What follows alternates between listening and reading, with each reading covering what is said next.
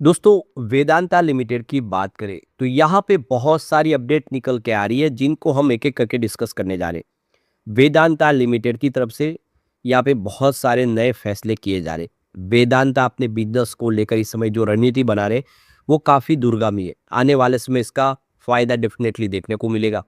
वेदांता का business mineral से संबंधित है, जिसमें आप देखें हर तरह के खनिज का दोहन करती है कंपनी, सिर्फ इंडिया में नहीं बल्कि बहुत सारे विश्व के देशों में, और लगातार बिजनेस बढ़ रहा है।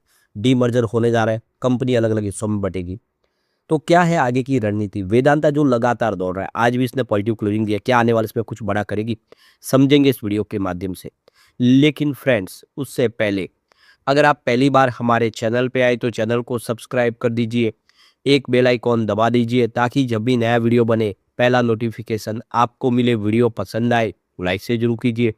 चलो फ्रेंड्स, वीडियो स्टार्ट करते हैं। मैं हूँ आपका दोस्त एसबी दवे और हमारे अपने चैनल ऑनलाइन कमाई में आपका बहुत बहुत स्वागत है। सबसे पहले वेदांता लिमिटेड के कारोबार की बात करें, 686 पर आज क्लोजिंग थी, 1.37% की तेजी देखने को मिली यहाँ पे। तो 677 पर क्लोजिंग कल शुरुआत हुई कमजोरी के साथ 669 पर। इंट्राडे में 652 का लो भी बना। ये क्यों बना? क्योंकि बाजार में भी भयंकर गिरावट थी, बाजार रिकवर कर गया, इस वजह से ये स्टॉक भी रिकवर होकर 689 तक आ गया। अब आप देख ही सकते हो कि यहाँ पे 363 इसका 52 वीक का लो है, जिससे स्टॉक बहुत आगे निकल चुका है, क्योंकि 769 इसका 52 वीक का हाई है। और आप देखें इसने आज 689 बनाया है। इसका मतलब क्लियरली है कि 70-80 रुपये का गैप रह गया। जल्द ही ये स्टॉक कमाल कर सकता है। अब यहाँ पे जो बड़ी अपडेट निकल के आ रही है, वेदांता लिमिटेड के ऊपर काफ़ी बड़ी यहाँ पे पेनल्टी लगाई गई है, और मतलब उनको रकम डिपॉजिट करने के लिए कहा गया, करीब 33 करोड़ रुपीज़ की। और ये पूरा जो मामला है तलवंडी साबो पावर प्लांट को लेकर है, जो इनकी सब्सिडीज कंपनी है। आपको ये पता होगा कि डीज मर्जर के बाद तलवंडी साबो पावर प्लांट अलग एक कंपनी बनने जा रही है। इसी को लेकर यहाँ पे इनसे डिमांड की गई है काफ़ी बड़ी रकम की। तो यहाँ पे नेम ऑफ अथॉरिटी देखें तो commissioner of air quality management in national capital region and adjoining areas, यानी CAQM। तो TSPL की तरफ से यहाँ पे इनको रकम डिपॉजिट करने का कहा गया, इन्वायरमेंटल कॉम्पनसेशन के तौर पे 33 करोड़ 2,56,800 रुपीज़ की ये रकम है जो इनको चुकानी है।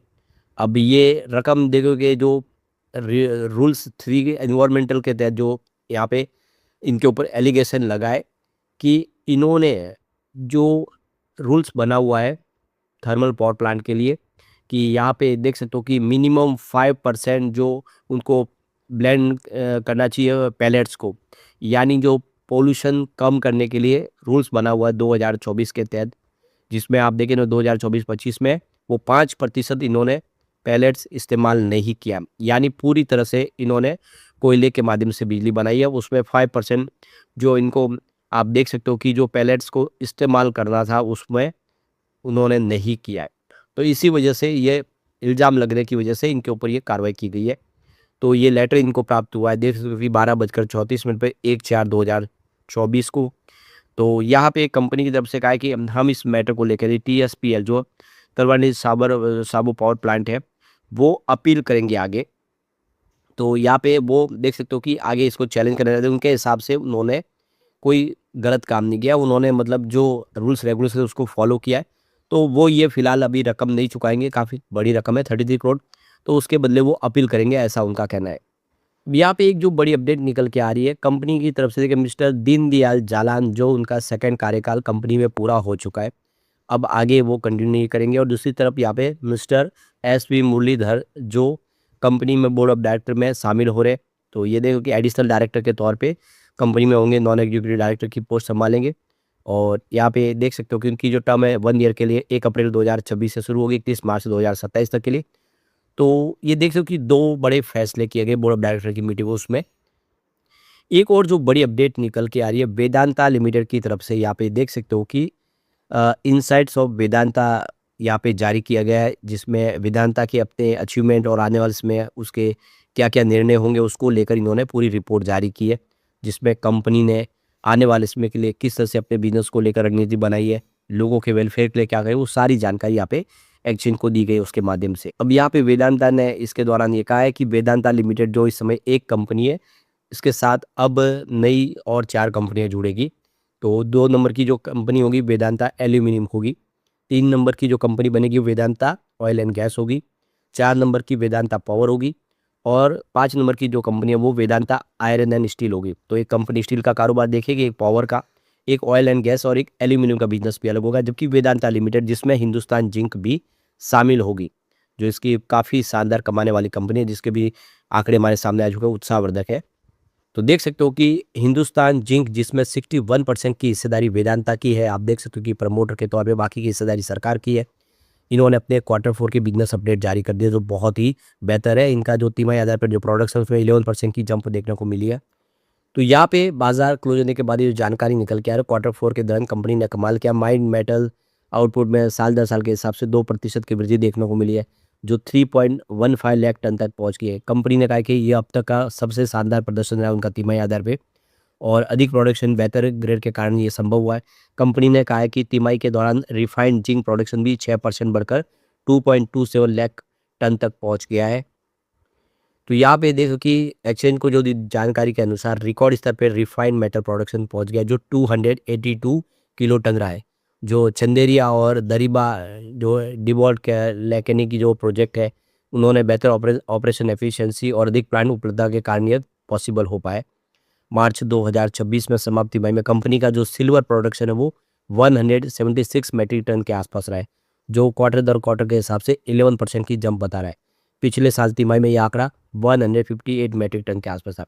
यानी कंपनी का सिल्वर प्रोडक्शन ज़बरदस्त बढ़ा है, कंपनी ने बेहतर किया है। दूसरी तरफ देखें तो कंपनी ने कहा है कि विंड पावर जनरेशन में भी 56 मिलियन यूनिट इनका प्रोडक्शन बढ़ा है, जो विंड वेलोसिटी के अनुसार है। एक्सचेंज को दी जानकारी के अंदर कंपनी ने कहा कि वित्त वर्ष 2026 में अब तक का सबसे अधिक माइंड मेटल प्रोडक्शन यानी 1114 किलो टन के आसपास रहा है। कंपनी ने कहा कि वित्त वर्ष 2026 के दौरान रिफाइंड जिंक प्रोडक्शन का जो इनका प्रोडक्शन है वो 851 किलो टन के आसपास है, जो पिछले साल से 3% की वृद्धि बता रहा है। इस हिसाब से देखें तो कंपनी के सारे बिजनेस अच्छा कर रहे, प्रोडक्शन लगातार सब में बढ़ा है। यहाँ पे देख सकते हो कि कंपनी का प्रदर्शन भी काफ़ी ठीक रहा है और गुरुवार को यहाँ पे वैसे गिरावट थी 1.53% की। तो वेदांता की सबसे हिंदुस्तान जिंक के रिकॉर्ड लेवल पे आप देखें हाई लेवल से 30% इस समय स्टॉक नीचे आ गया है। गिरावट के पीछे सबसे बड़ी वजह चांदी की कीमतों में आई गिरावट। तो ऊपर की कीमत से चांदी भी 49% गिर गई, जिसकी वजह से हिंदुस्तान जिंक की प्राइस भी नीचे आई है। इस साल जनवरी के आखिरी में चांदी की जो कीमतें अब तक थी सबसे ऊंचे स्तर 4.39 लाख रुपीस प्रति किलोग्राम पहुंच गई थी। हिंदुस्तान जिंक भारत की सबसे बड़ी प्राइमरी चांदी उत्पादक कंपनी है।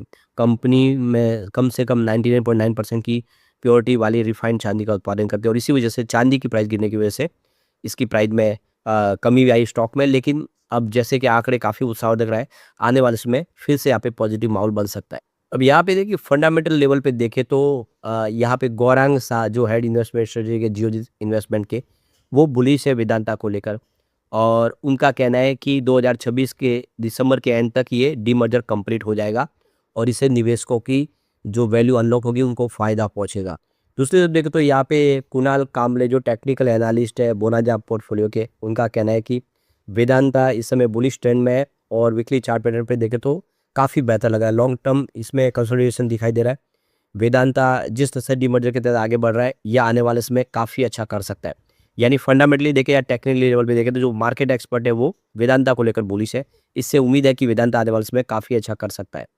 लेकिन फ्रेंड्स, कोई भी इन्वेस्टमेंट करने से पहले अपने फाइनेंशियल एडवाइजर से एडवाइस ले ले या अपना खुद का रिसर्च करें, क्योंकि मैंने वीडियो आपके एजुकेशनल पर्पज़ के लिए ही बनाया। वीडियो पसंद आए तो लाइक से जरूर कीजिए और चैनल को सब्सक्राइब कर दीजिए। Thank you friends.